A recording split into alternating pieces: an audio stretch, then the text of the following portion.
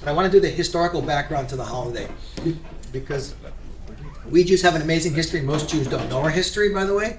I've been doing a little research with yeshiva guys, asking them how many have read.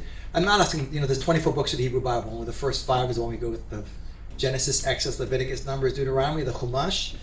So far, I've asked 7,000 guys, and only 3 have gotten through Joshua, Judges, Samuel, Kings, which is kind of shocking. That's kind of shocking. There's a piece of Talmud that says, when we die, God asks us to try all the fruit He put in the world. He wants us to enjoy the world within halachic confines.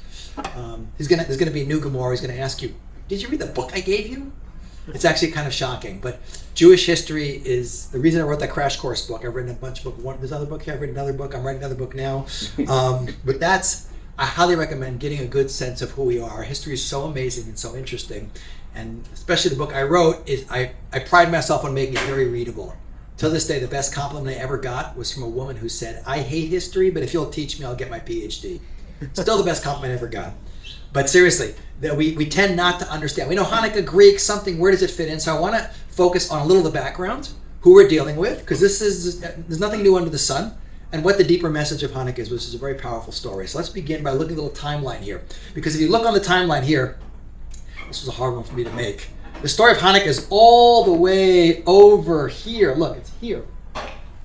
But we've got to back up and give some context, like Greek history. And Greek history begins all the way back at the top line on the left, going literally centuries and centuries before is when Greek history begins, going back about 750 years before the Common Era is the earliest pre-Greek civilization. You get to the 5th century, and that's where the Greek history that we are familiar with begins. And let's cover a little of that as a background, because it's a very interesting history.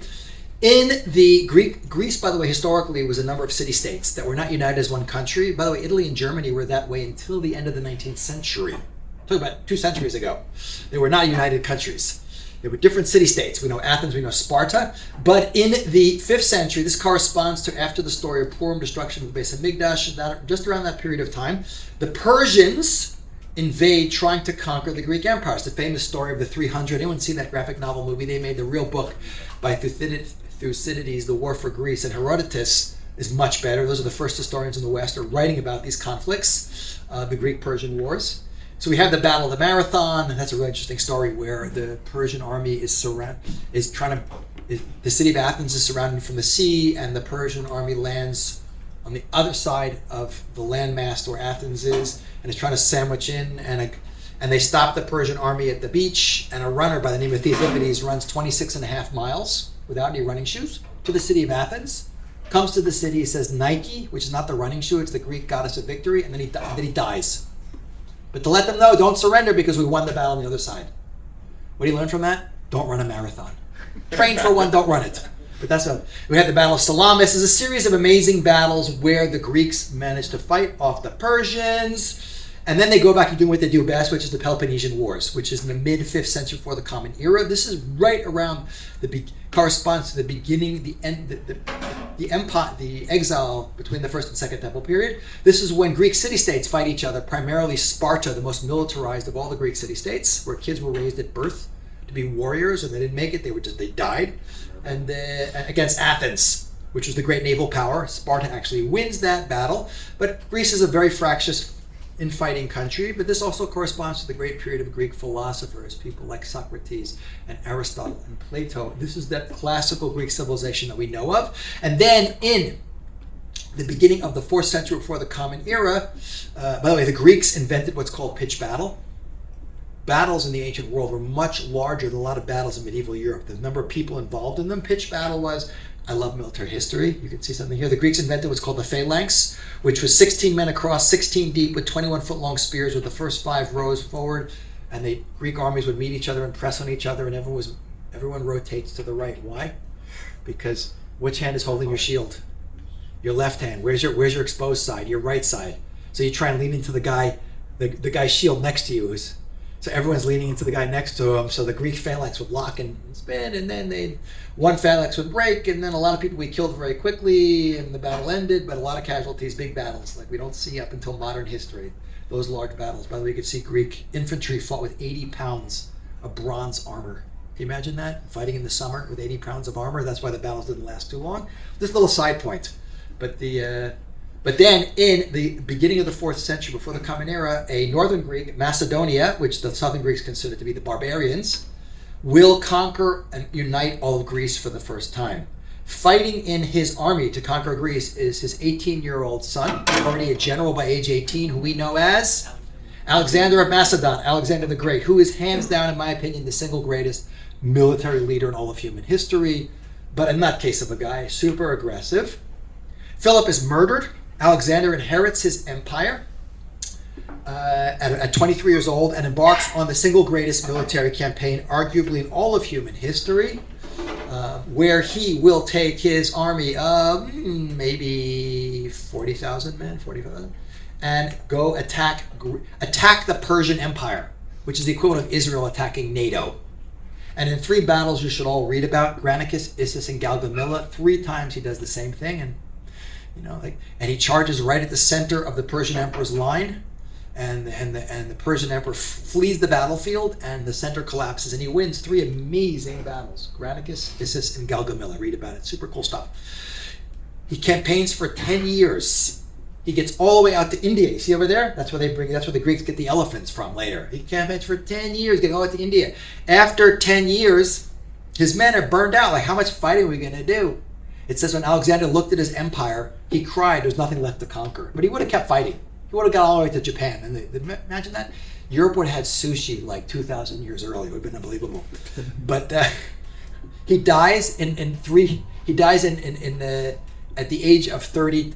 At the age of 32 in 323 BCE. But on the way down, fighting through India, he detours in 331 BCE, and you can see where we are now, right over here. We fast forward, we went through everything quickly, divided Greece, over here, you can see the history, First Temple, Second Temple, exile, Second Temple period. You see, it says over here, where do we have it here? See what it says, Shimon HaTzadik, at the bottom line over there? Shimon HaTzadik over there. That is when the Greeks first meet the Jews. Alexander the Great is fighting out to the east in what is Syria today. He takes a detour. Instead of going to the east, he turns south, goes to what is today Lebanon, takes the city of Tyre, and then he comes to the northern part of Israel. This is in the very early Second Temple period. The northern part of the country has been inhabited by the Samaritans, who, despite what the Christian Bible says, were never good. The Good Samaritan, the Samaritans suck, but that's a separate thing. Anyone the Christian Bible says is good in our view is usually the bad guys. The Samaritans, who hate us because we didn't accept them, they tell Alexander, south of us are these people in the city called Jerusalem. They're rebellious, horrible people. Go destroy their city and crush them. Meanwhile, and by the way, there's 2 versions of the story. One is described there's a Talmudic version, and one is described in Josephus, the great 1st century Jewish historian. The stories are almost identical, except in Josephus's version, the high priest mentioned is not Shimon HaTzadik. Shimon HaTzadik is the last of the men of the Great Assembly. You guys know the men of the Great Assembly? We'll see. This is the emergency expanded Sanhedrin that was created during the exile between the First and Second Temple period. And if you read in Pirkei Avot, he's mentioned. He was one of the last guys who was in the land of Israel, who was the Kohen Gadol, and also the legislative leader of the Sanhedrin. He does something that is quite unique. He hears Alexander the Great is coming down to meet him. Here, this is his tomb, by the way. You can go right outside Damascus Gate. It's called Shimon HaTzadik neighborhood. And here's the Pirkei Avot. It talks about Moses received the Torah from Sinai and transmitted to Yeshua to the elders to the prophets to the men of the Great Assembly. That's that expanded Supreme Court. And it says, Shimon the righteous was one of the last of the men of the Great Assembly. He used to say the world stands on 3 things, Torah, and it said the temple service, the practice, and the acts of piety. So now you know where he fits in.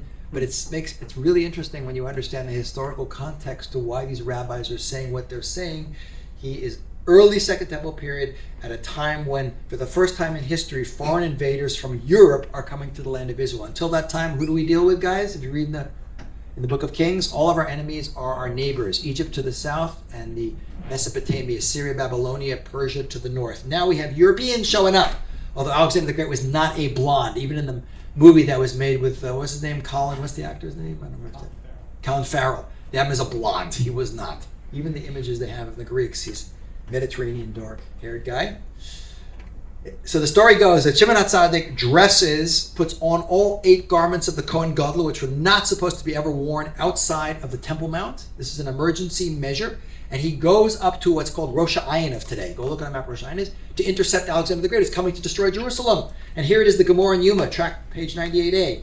When Alexander saw Shimon HaTzadik, he descended from his chariot and bowed before him. His escort said to him, "Should an important king such as you bow to a Jew?" He said to them, "I do so because the image of this man's face is victorious before me on one of my battlefields." He never lost a battle, by the way. In 10 years, he never lost one battle. He says, "When I fight, I see the image before him. It's a sign of victory. Therefore, I know that he is of supreme sanctity." He says, "I bow to the God that he represents." So that's pretty wild. He gets off, and he never bowed to anyone. He may have been a little guy, but he had a big ego. He never bowed to anyone. And Alexander the Great is noted for basically saving Jerusalem from possible destruction. So he said, look at the Gemara continues. It says, Alexander said to the representative of the Jewish people, "Why have you come?" They said to him, "Is it possible that the temple, the house for which we pray for you and for your kingdom not be destroyed? Gentiles will try and mislead you into destroying it. Those Samaritans will tell you they destroy it. And we should remain silent and not tell you?" He said to them, "Who are these people who want to destroy it?" It's like when Esther reveals Haman to Hashverosh. The Samaritans are standing right there behind Alexander, like Mihu Zev Ezehu. He said, "Them, these guys, the Samaritans who stand before you." He said to them, "If so, they are delivered into your hands to deal with them as you please." And we go and trash the Samaritans. Like really, today there's only a few hundred of them left. Anyway, but it's another story. And they're all up in Har Gerizim. If you want to go to Nablus, don't go there unless you go on an organized trip with guards. Anyway, Alexander the Great becomes one of the only people to peacefully absorb Jerusalem and Israel, the fledgling newborn Jewish state of the Second Commonwealth, taking them into his empire. As a tribute to that, and probably to flatter him so he'd be nice to us, the rabbis commanded that every firstborn Jewish son of that generation be named Alexander, which is why today it is a Jewish name, often shortened to Sender. Any Alexanders here? You're an Alexander? They call you Sender? Elvis wrote a song about you. Return to Sender. Anyway, no. Sasha, also Alexander. It's Russian. That's Russians, Alexander. You're a Sasha. You're Russian. Yeah. Говорите по-русски? No, I'm from Russia. Just check. Family's from. Okay. Exactly. Sasha, Alexander. Exactly.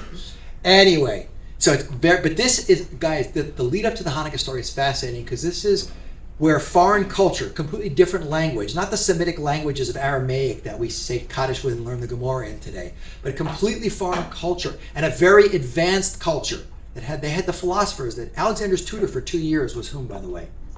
Aristotle. Okay, they had a deep sense of the aesthetic, of beauty, of trying to understand the world, philosophy. This is the first really world culture that spreads from Europe into the Middle East. Alexander the Great, by the way, found 6 cities called Alexandria, named after him. The only one that still exists today is the one in the Nile Delta, the top of the Nile River in the Mediterranean, called Alexandria. And when Greek culture comes to the Middle East, it hybridizes into what's called Hellenism. You guys heard of the term Hellenism? The Greek word for Greece is Hellas. It's spelled like an H at the beginning. It looks like the letter H, but it's pronounced Hellas. And the Greek language also, just as what do Spanish, Portuguese, Italian, and French all have in common? They're all called Romance languages. Why? Because this is so romantic when I speak to you in French. No, they're based on Latin. As Dan Quayle, Bush's vice president, was a genius. He once said, "I went to Latin America and I couldn't understand what anyone said because I didn't speak Latin." It's the part of the Americas where they're speaking Latin-based languages, whereas English is what based on? English is based on? Germanic with 10,000 French words in there, including I surrender. Okay, anyway, but the language also changes because Latin-based languages, if you know Latin, all these languages, French, Spanish, Portuguese, Italian, they all come from that. A new koine, this dialect of Greek language will appear, which will replace the original pure Greek that Alexander brings into the Middle East, which will become the international language of the Mediterranean, especially for the upper classes, will become Greek.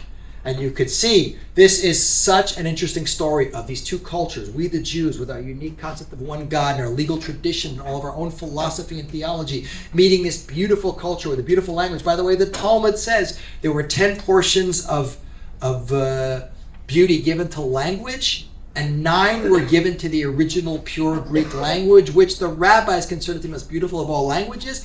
And in its original inception, a Torah scroll written in the original pure Greek was considered a holy book that you could lay in the parsha in and be yotzi. Not like reading art scroll, in the English thing.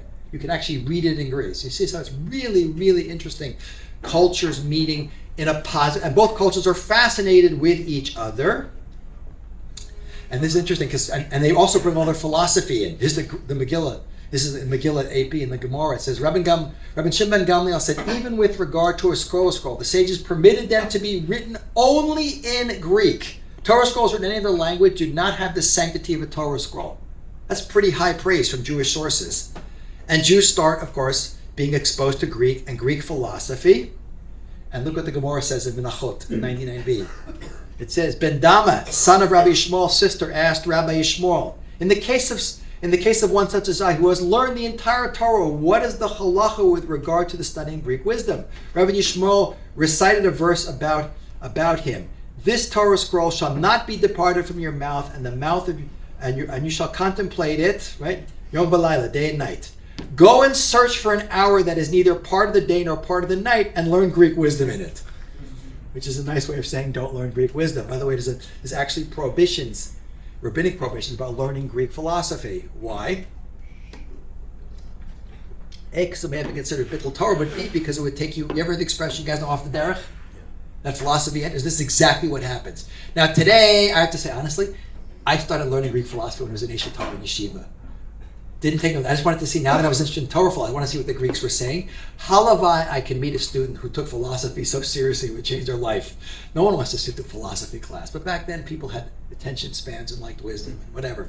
But this is the whole backdrop to what the schism, the breakaway groups. You guys heard of the Tzadukim? A lot of the breakaway groups that appear in the Second Temple period when central authority is weakened because there's no king from King David and the priesthood is going to be corrupted. It becomes Tzaduki. A lot of it has to do with foreign influence of a higher culture. Just as it happened with Jews living in Germany who thought the best thing was to be German and speak German and translate the Bible into German and get it to German everything at the expense of the Jewish identity, you can see nothing new under the sun. The same thing is happening here. But what's interesting is the Greeks are the first people to translate the Bible into a foreign language. Today the Bible is the most translated book in the world, the most sold book in the world. It sells 4,000 copies an hour, 24 hours a day, 365 days a year. That's the estimated sale of the Bible. But back then, think about it. This is way after the Jewish people have been in the land of Israel. This is like 900 years after we entered the land of Israel. No one had translated our Bible. Not the Egyptians, not the Assyrians, not the Babylonians, not the Persians. And it says, and this was done by, because when Alexander dies, as we'll see in a minute, his empire splits. So King Ptolemy II, I'll explain what that means in a minute. He's the one who commissions the translation. This is Mila. This is the Gemara 9a. He says, the Gemara continues. And this was due to the incident of King Ptolemy, as it is taught in the Brisa, which is a, guys what Brisa? I have to explain Brisa debate, right? Like, I have to explain it? Okay. Anyway, it's like the Mishnah. They're not recording the Mishnah, but it's a Tanaic statement. A statement of the Tanaim, who the rabbis from the year basically 1 to the year 200. There was an incident involving King Ptolemy, the second of Egypt, who assembled 72 elders from the sages of Israel and put them in 72 separate rooms. It did not reveal to them for what purpose he assembled them. So they would not coordinate their responses. They took away their smartphones and he killed the internet. Okay? No Wi-Fi. Write for me a translation of the Torah of Moses, your teacher. The Holy One, blessed be he, placed wisdom in the heart of each and every one, and they all agreed to one common understanding. They're all translating their own version, but they all came up with the same version, basically.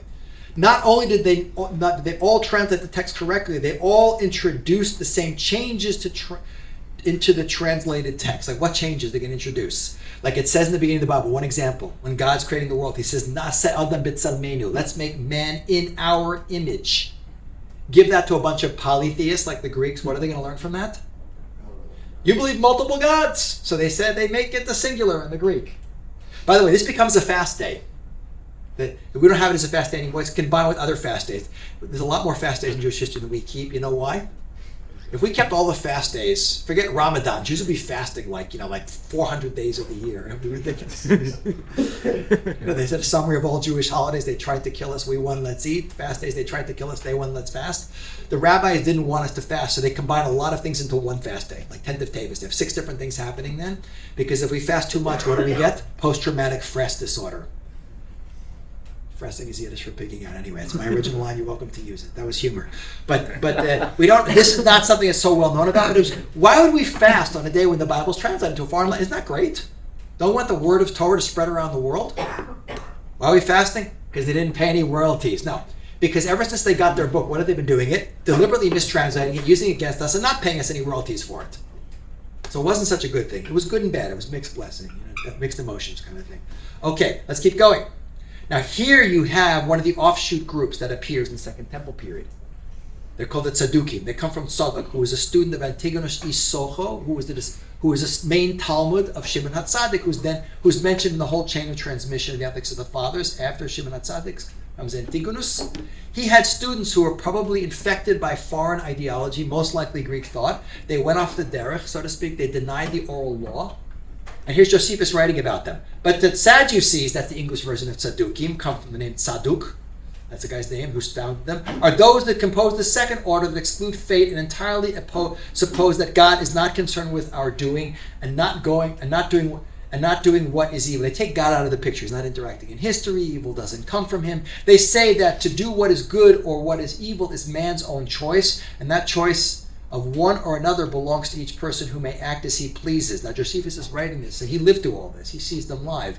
They also exclude the belief in immortality of the soul and punishment and reward in the afterworld. This is called kfira, heresy, that is no doubt spilling over from Greek thought. So on one hand, we're interacting with this culture, and Jews are really fascinated by it, and the Greeks are fascinated with our culture. We mention them a lot more than they mention us. You don't find Greek historians talking about Jews very much. There is a theory that some of the later, like Aristotle, may have met some of the later, the last prophets and interacted with them. We can't prove that, but we talk about them a lot. And you can see, despite the beauty of the language and everything, it had very negative consequences. Meanwhile, back to the history that leads up to the story of Hanukkah. With the death of Alexander the Great in 323 BCE, his empire does not survive him. It is divided between his generals into different parts. One is in Greece over there, but in the Middle East, look to the left on the bottom where it's North Africa, where Egypt is today. One of his generals, Ptolemy, gets all of Egypt, and that's called the Ptolemaic Greek Empire, and all the kings are called Ptolemy with a silent P, not Ptolemy, like psychology, And in the east, in what is today the area of Syria, Iraq, and Iran, those are called the Seleucids. The Seleucids Empire. And all their kings are called Antiochus. Okay, so initially Israel is under the Ptolemaic control. And in the year 181 before the Common Era, at a battle up in the north of Israel called the Battle of Banyas, the Ptolemies lose to the Seleucids. And what is Israel then becomes under the Seleucid control. And therefore, Israel is the border between two rival Greek empires. Meanwhile, what are most of the Jews not doing? Some Jews, you have these splinter sects. You have these Sadducees and these people. And you have the counter movement called the Perushim or the Pharisaic movement, which are the rabbis who, at this period of time, are holding Judaism together. The priesthood becomes completely corrupted at the time of the Sadducee. Read the Mishnah, you'll see this. That Sadducee high priest who denied the oral law would do all kinds of things incorrectly. Like they'd pour the water in the libation offering. You read in Sukkot, they'd pour the water not in the holes of the altar, they'd pour it on the ground. And it says all the Jews threw their esrogim at him. Or they would go into the Holy of Holies on Yom Kippur with the incense and offer the incense before they went through the parochet, the curtain inside the Holy of Holies. It's halacha l'Moshe Messina. It's Jewish tradition, based on the rabbinic tradition, that you only put the incense on the coals when you're between the staves of the Ark of the Covenant. They would do things deliberately like that. So who's holding the Jewish people together? Remember, kingship is basically gone. There's no real kings except for the Roman appointed puppet kings like Herod. The priesthood becomes corrupt, and almost all the high priests are Tzaddukim. And therefore the rabbis will assume a disproportionate amount of responsibility. The Judaism we have today, which, by the way, Karaites, you guys heard of Karaites? They're kind of like Saddukim, only from later in history, from the 9th century of the Common Era. They call us today rabbinate Jews. They don't wear tefillin. They don't put mezuzah on their door because that's all. It's an interesting side point. But you can see that it's tremendously destructive to the Jewish world. It causes huge amounts of problems internally. But not only that, we always see this that some Jews will go one step further. It's one thing to come up with a divergent version of Judaism. What will be the most extreme expression of becoming Greek? I always say, as a historian, there's nothing worse than Jews trying to out-Gentile Gentiles and being a Gentile. Because non-Jews think Jews can't survive without kosher sushi and corned beef sandwiches. Anyone who knows anything about Judaism knows only one thing Jews can't survive without. We live without a country, a temple, a high priest, a king, the korbanot. What can't we live without? The Torah. Living it and learning it, that's the software that keeps the Jews going. So these people are very, very dangerous. So we see that some of these Jews will go all the way and become Hellenized Jews. By the way, the Greeks did their sporting events, the Olympics. Okay, they practiced in a place called the gymnasium, which comes from the Greek word gymnos, which means naked. We're all going to remember that when you go to a gym next time. They wrestled naked they put olive oil on their body, then rolled in sand. If you don't roll in the sand, you grab the guy, it goes flying out. But anyway, they thought the human form was like the most beautiful thing, and meanwhile these Jews are snipping bits of it off. They consider it disgusting. They consider it a form of mutilation of the body. Some of these Jews who got into the Greek culture were so extreme, they went through a surgical procedure to have that undone. Don't ask me how you did it, but I'm sure it hurt like hell. But these were also people, there's few things worse than Jews trying to out-Gentile Gentiles and being a Gentile. We see this in history. Why? If you don't believe me, ask George Soros. Why? Because when a Jew leaves Judaism behind, what's really going to bother him? The Jews who stay Jewish. On some level, it's going to be, those Greeks are going to look at me. I used to be, Avram, now I'm Antigonus. That's a Greek-sounding name. They're going to realize that Shmuel over there, who's still Shomer Mitzvahs, he's Jewish like I am, and they're going to associate me with him, and they're going to feel, so they're going to go out of their way. This is the background to the Hanukkah story. When I learned Hanukkah, I was not religious. One of the few holidays that kept being raised reform was Hanukkah. I thought Hanukkah was invented by rabbis who figured if Jews didn't get presents in December, they'd all convert to Christianity. The reality is Christmas is artificially replaced, so there's no basis in history to de-paganize the winter solstice, which is the darkest time of the year with a Christian holiday. But Hanukkah is a very different holiday than that. So the background is this story over here. Where Israel is in between two warring Greek empires. And the majority of these Jews are staying loyal to Torah. Whichever, the Seleucids are thinking, this is not good. We have on our border with our enemy, the Ptolemaic Greeks, are people who are not loyal to Greek worldview.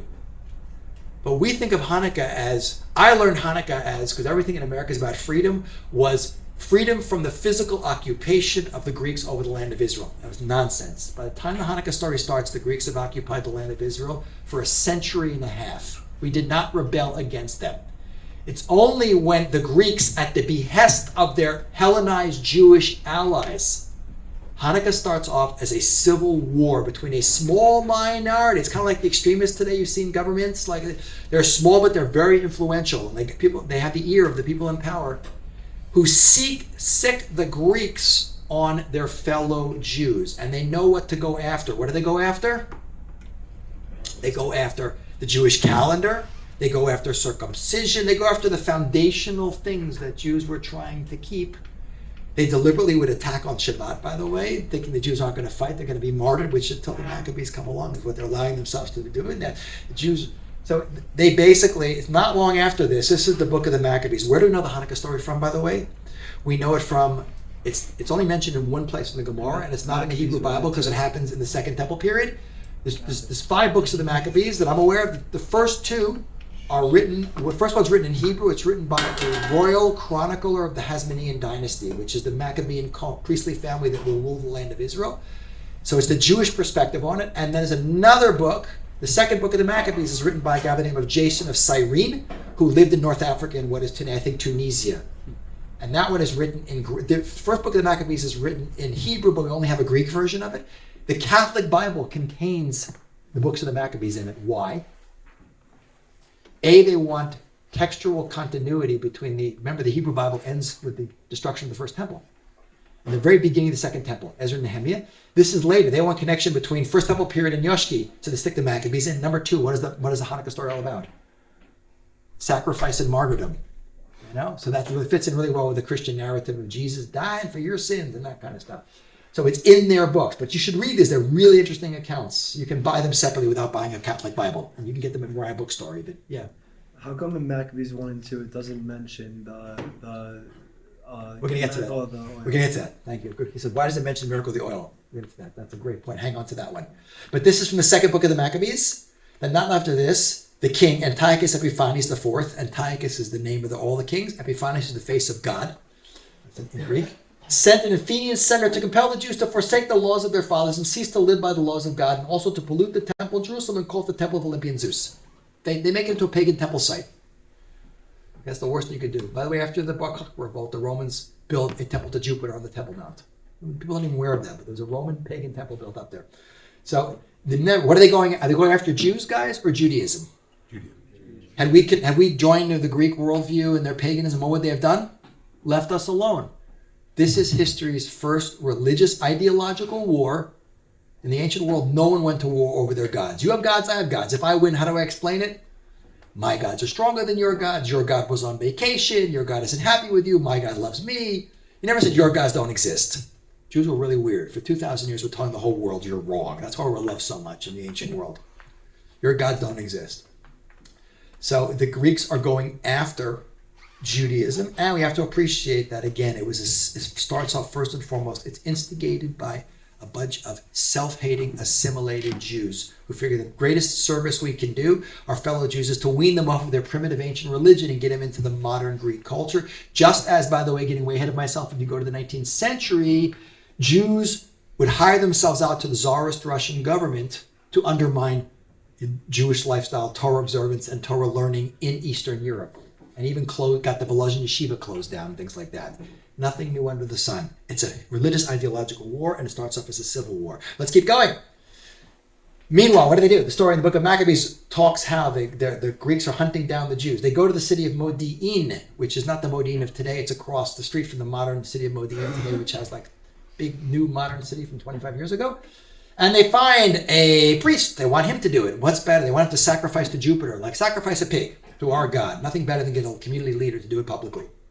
And this is Mattathias, ben Yochanan Kohen Gadol. Mattathias, the son of Yochanan, the high priest. Even if all the nations live under the rule of the king, this is the rule of the king, obey him and have chosen to do his commandments, departing each from his religion of his fathers. Yet I and my sons and my brother will live by the covenant of our fathers. We will not obey the king's word by turning aside from our religion to the right nor to the left. And what does he do? We know the story in the book of the Maccabees described. They kill the Greeks who come to force the Jews. A Jew does volunteer to do it. He gets killed. The Greek soldiers who come and get killed. They know what's going to happen now that they've killed the Greek army soldiers. What's going to happen? They're going to come in and trash the whole village and kill it. Like the Nazis used to do this in World War II. Partisans operated from a village. They come and kill all the men and then send all the women to a concentration camp kind of stuff.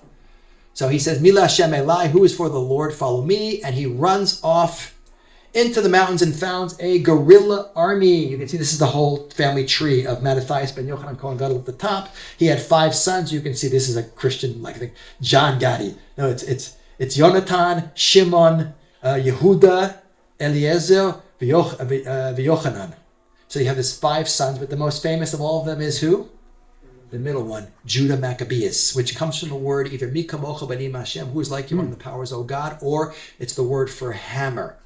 And his sons will organize, led by Judah, a Greek, that's some Renaissance painting Christian artists, a guerrilla army. They are greatly outnumbered by the Seleucid Greeks, who are professional soldiers with their phalanx and their elephants.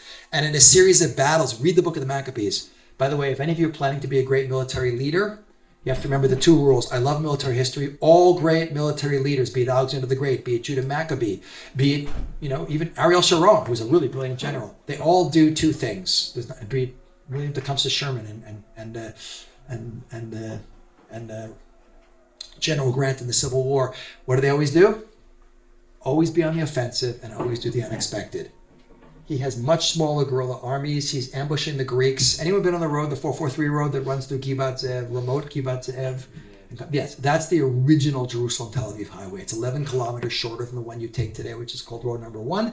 And there's Malei Bet Horon, where the Greeks are being forced through narrow mountain passes going uphill with armies that sometimes only number a couple of hundred men. He will attack Greek armies with thousands of men in a series of brilliant surprise attacks, defeat one Greek army after the other that's trying to come up from the coast of Israel. Jaffa is the port where the Greeks are sending their men in through. And he's able to, after several years, when we read the Hanukkah story, we think it's over in a few weeks, a few months. The Jews will fight the Greeks off and on for 25 years. It's not continuous warfare.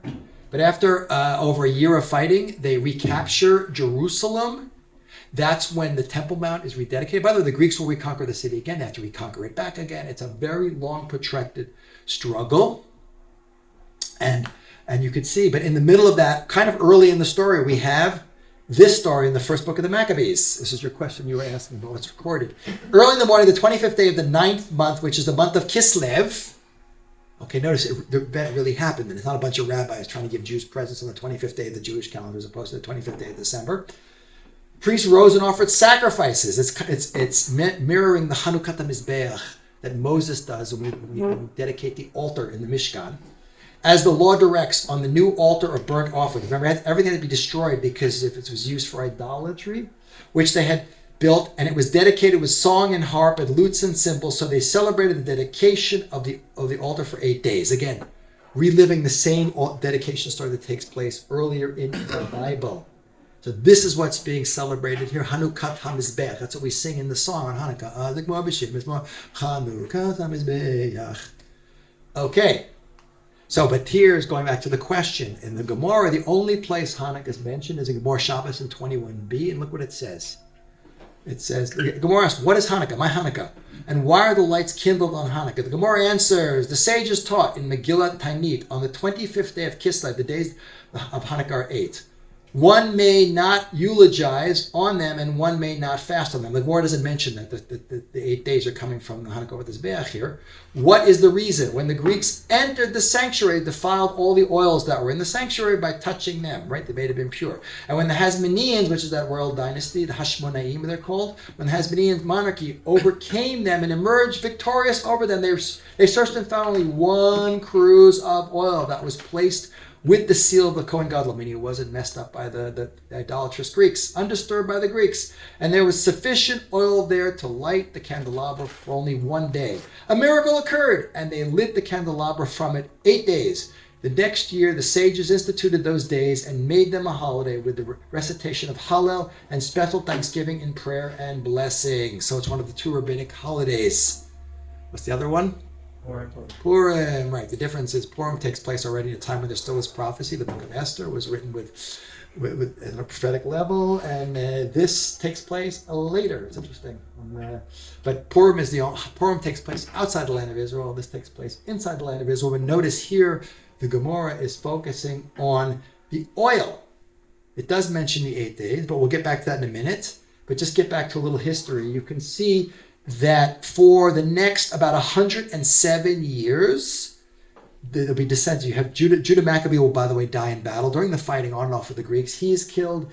Eleazar is killed. Eliezer Maccabee, he's killed when he runs under a Greek elephant, thinking the Greek general Nicanor is in the elephant. He sticks a spear in the elephant's stomach, and the elephant crushes him. Most of the Maccabean brothers are either killed out in battle or murdered in various plots. So it's not such a smooth transition. It takes a very long time. And for the majority of the time when the Maccabees are ruling, the land of Israel is not totally independent. It's only later when we get to over here. It says Yochanan Hyrkania, over there, that guy on the left, third line down. Yochanan Hyrkania. That's probably Yochanan Cohen Gadol, by the way, they talk about, who became a Tzaduki high priest. They will rule as high priests in Israel, which they had a right to sort of be because they were Kohanim from the priestly family, but they took on too much power. They become what's called exilarch. What's an exilarch? They make themselves like king. You know, they say power corrupts. Lord Acton, the British Lord, power corrupts, and absolute power corrupts absolutely. Irony of the Maccabean narrative is they will fall victim to the influence they gave their lives to get rid of.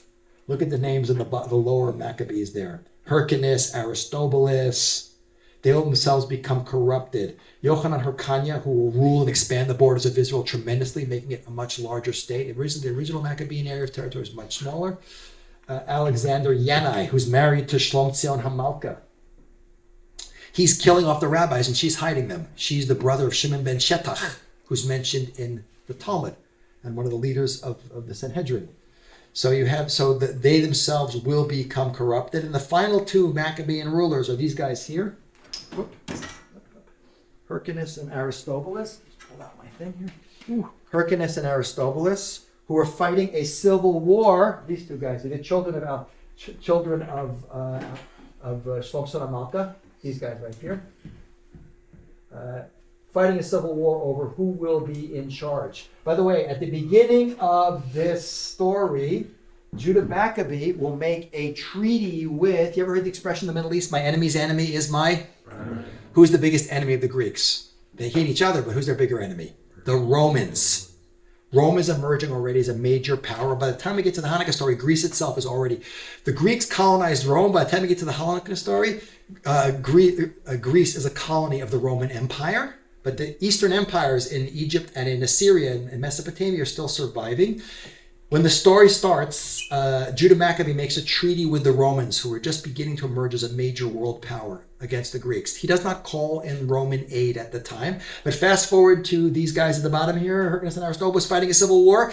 They invite the Romans in to mediate, which is never a good idea. Romans don't mediate. What do Romans do? As Julius Caesar said, and he is ruling at the time along with Pompey Magnus. Right at the story. It's exactly when it takes place. Pompey Magnus, they're co-ruling, and then Pompey's killed and Julius Caesar takes over. What did the Romans do? What did Julius Caesar used to say? Weni witty wiki, which is what? I came, I saw, I conquered. Pompey Magnus in 63 BCE will show up in the land of Israel. He will make Hyrcanus, who's the weaker of the two brothers, a puppet king, and absorb Israel, which will then be called Judea, into the Roman Empire.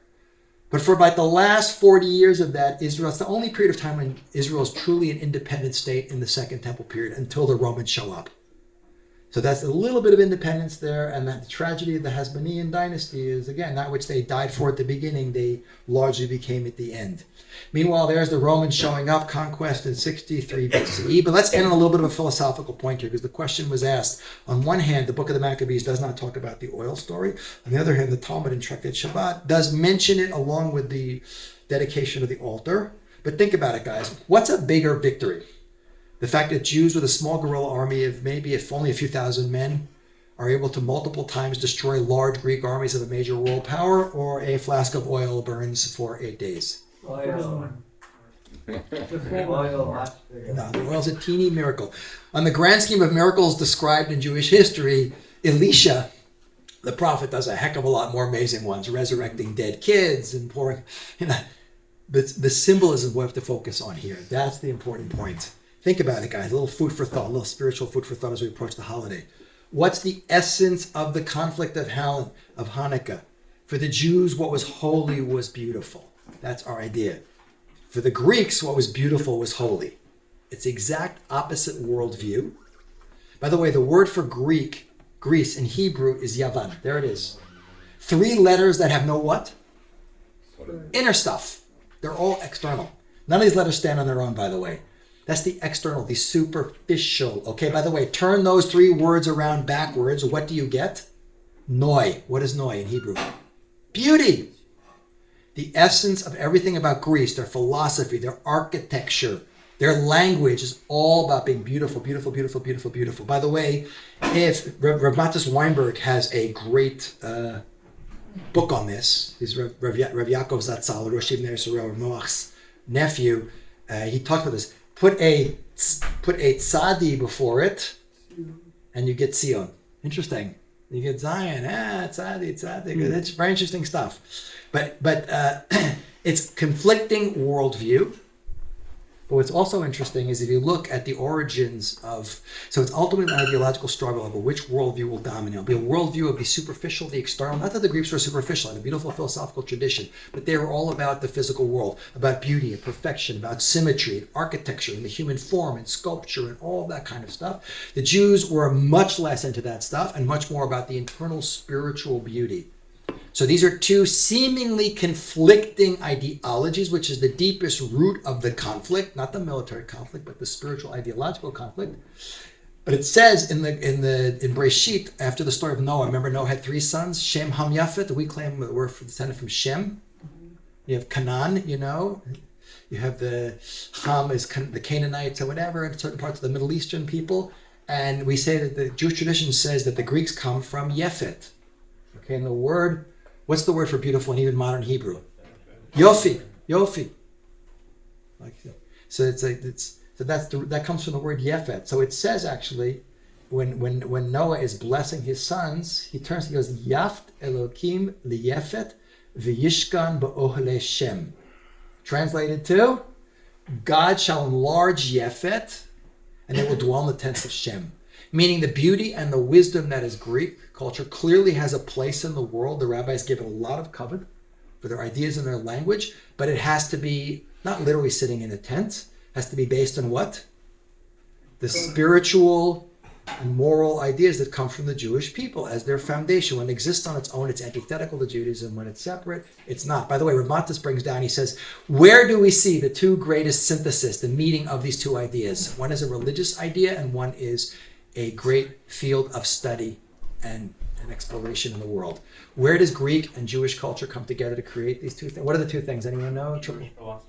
Not Jewish philosophy, that's exclusively Jewish. Christianity is the creation of Jewish thought and Hellenistic thought into a faith that, albeit is not Jewish, is certainly a lot closer to Judaism, and bringing the idea of one God into the world, albeit there, guys, has three parts, okay?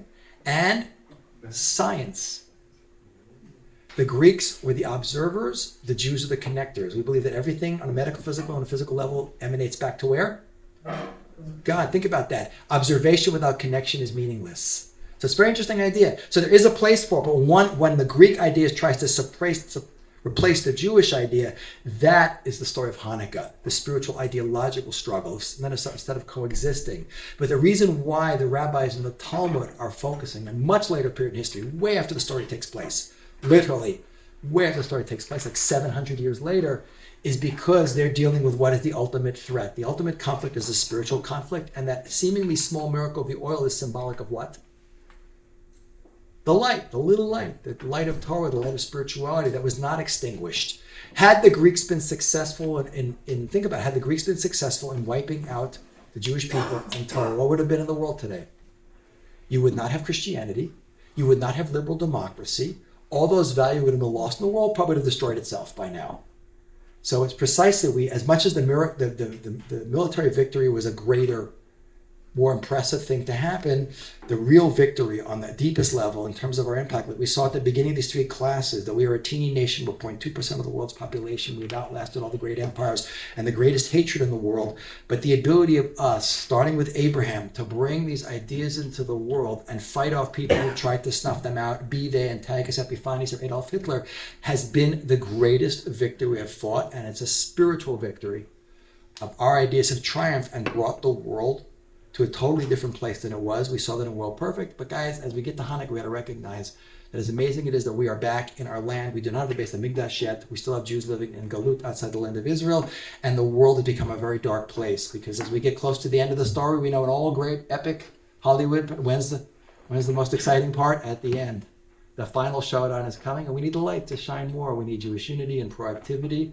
The world wants role models, and Jews for Judaism make the best role models in the world. We should be Zachet to have a unified Jewish people, and enlightened Jewish people who are doing Kiddush Hashem and spreading the light around the world. Then the world will finally stop attacking us, like it says in Yeshayahu, the mountain of the Lord's house will be established upon the mountains and exalted above the hills, and all the people will say, come, let's go up to the mountain of the Lord, to the house of the God of Jacob, right? We should see that soon in our days. For out of Zion shall come forth the word of the Lord. Jerusalem. Amen.